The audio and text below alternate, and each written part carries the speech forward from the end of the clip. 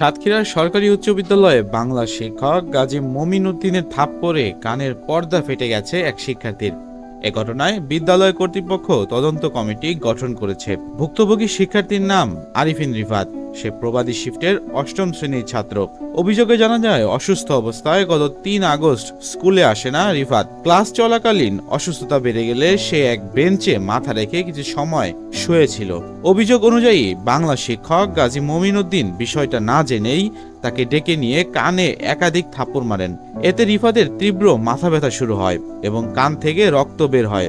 এক সহপাঠীর সহায়তায় সে কান পরিষ্কার করে এবং পরে সাতক্ষীরা সদর হাসপাতালে প্রাথমিক চিকিৎসা নেন। পরবর্তীতে তার অবস্থা অবনতি হলে সাতক্ষীরা মেডিকেল কলেজ হাসপাতালের নাক কান গলা বিশেষজ্ঞ ডাক্তার হাসানুজ্জামানের শরণাপন্ন হন পরিবার। তিনি পরীক্ষা নিরীক্ষা শেষে জানান, রিফাতের কানের পর্দা ছিঁড়ে গেছে এবং তা মারাত্মক ক্ষতিগ্রস্ত হয়েছে। অবস্থা গুরুতর হওয়ায় আগামী ৩ মাসের মধ্যে ঝুঁকিপূর্ণ অপারেশন করাতে হবে, তা না হলে শ্রবণ শক্তি হারানোর আশঙ্কা রয়েছে। ঘটনার পর শিক্ষার্থীর বাবা ফারুকুজ্জামান বিদ্যালয়ের প্রধান শিক্ষকের কাছে বরাবর লিখিত অভিযোগ জমা দিয়েছেন এবং অভিযুক্ত শিক্ষকের বিরুদ্ধে আইনগত ব্যবস্থা গ্রহণের দাবি জানিয়েছেন। অভিযুক্ত শিক্ষক গাজী মমিন উদ্দিনের সঙ্গে যোগাযোগের চেষ্টা করা হলে তিনি সাংবাদিক পরিচয় শুনেই ফোন সংযোগ বিচ্ছিন্ন করেন। এ বিষয়ে সাতক্ষীরা সরকারি উচ্চ বিদ্যালয়ের প্রধান শিক্ষক আমিনুল ইসলাম টুকু বলেন, বিষয়টি জানার পরপরই আমরা তদন্ত কমিটি গঠন করেছি।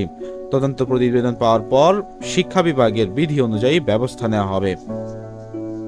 মামুন মণ্ডল, খবর বাংলাদেশ, ঢাকা।